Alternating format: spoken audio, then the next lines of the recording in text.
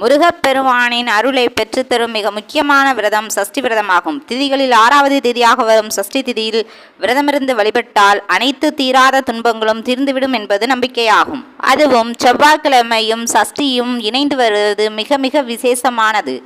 வேலையின்மை, கடன், நோய், திருமணத்தடை, புத்திர தடை உள்ளவர்கள் இந்த சஷ்டியில் விரதமிருந்து முருகன் ஆலயத்திற்கு சென்று மாலை வேளைகளில் 2 அகல் விளக்கில் நெய் ஊற்றி விளக்கேற்றி வழிபட்டு வணங்கி வந்தோம் என்று அழகன் முருகனின் ஆலயம் சென்று அவருக்கு பிடித்தமான செவ்வரளி மாலையை வாங்கி அவருக்கு கொடுத்து அர்ச்சனை செய்து வணங்கி வழிபட்டு வந்தோமானால் நம் வாழ்வில் ஏற்படக்கூடிய இடையூறுகள் யாவையும் நீக்கி இன்பமயமான வாழ்வருள்வார் என்பது எல்லளவும் சந்தேகமில்லை.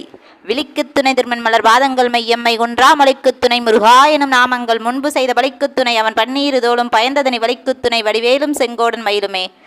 ஃப்ரெண்ட்ஸ், இந்த வீடியோ உங்களுக்கு பிடிச்சிருந்தா லைக் பண்ணுங்கள், ஷேர் பண்ணுங்கள், சப்ஸ்கிரைப் பண்ணுங்கள். Bye bye from Sakthi Siva.